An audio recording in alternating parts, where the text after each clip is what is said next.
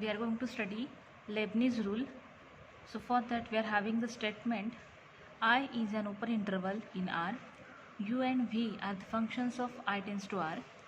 U and V possess nth order derivative on R. Y is equal to UV on I. Then final expression for this Leibniz rule is Yn is equal to Nc0 Un V0 plus Nc1 Un minus 1 V1 plus Nc2 Un minus 2 V2 plus dot dot dot plus Ncn U0 Vn, where U0 is congruent to U and V0 is congruent to V. So this is the main or important expression for this Leibniz rule, and with the help of that Leibniz, first example on Leibniz rule, y is equal to x multiplied with e raised to x is given, right? So the higher order derivatives of x vanish faster than that of e raised to x, right? Derivative of x is what? 1, and derivative of e raised to x is e raised to x only. Means if you try to calculate the higher order derivative of x, it will vanish faster than that of e raised to x. So taking v is congruent to x and u is congruent to e raised to x, we observe that the following: v0 is equal to v, which is equal to x, right? So its first derivative means derivative of x with respect to x will be 1, and if you take derivative of 1, then it will be 0 na? Means what? It will vanish after the v2, means all zeros will comes na, because derivative of any constant term is always 0. Now you have u is congruent to e raised to x, so you will take value of u as a e raised to x and you can differentiate that with respect to x, as we know that derivative of e raised to x is e raised to x, right? Then again if you take derivative of e raised to x, it will be e raised to x only, means what? Un will be e raised to x only.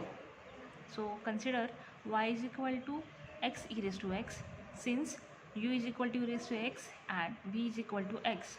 So rewriting y is equal to e raised to x multiply with x and applying this Leibniz rule, we get yn is equal to nc0 un v0 plus nc1 un minus 1 v1 plus 0 plus dot dot dot plus 0. Why? Because v2 onwards all the elements becomes a 0. So here it will be e raised to x multiply with x plus n e raised to x multiply with 1. So your final answer will be yn is equal to e raised to x multiply with x plus n.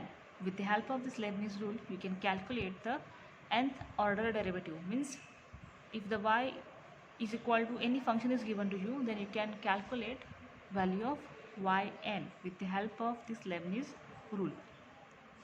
Our next question is find fifth order derivative of y is equal to x square cos x. So rewriting y is equal to cos x multiply with x square and taking u is equal to cos x and v is equal to x square. So in this we observe that this x square term will get vanish. Means if you take value of v as a x square and if you are differentiating that with respect to x, then derivative of x square will be 2x, then derivative of 2x will be 2, derivative of 2 will be 0, means this term is going to vanish. So due to that we have considered u is equal to cos x and v is equal to x square. Okay, now we will apply Leibniz rule here. So we get y5 is equal to, means we have the equation yn, right? So instead of n you can put value of n as a 5. Why? Because you need to calculate the fifth order derivative. So our equation will become y5 is equal to 5c0 u5 v0 plus 5c1 u4 v1 plus 5c2 u3 v2 plus 0 0 0. Why this 0? Because u3 onwards all terms become the 0. So try to calculate the value of 5c0s. After solving that you will get u5v plus 5u4 v1 plus 5.4 divided by 1.2 multiply with u3 multiply with u2. So y5 is equal to u5v plus 5u4 v1 plus 10u3 multiply with v2.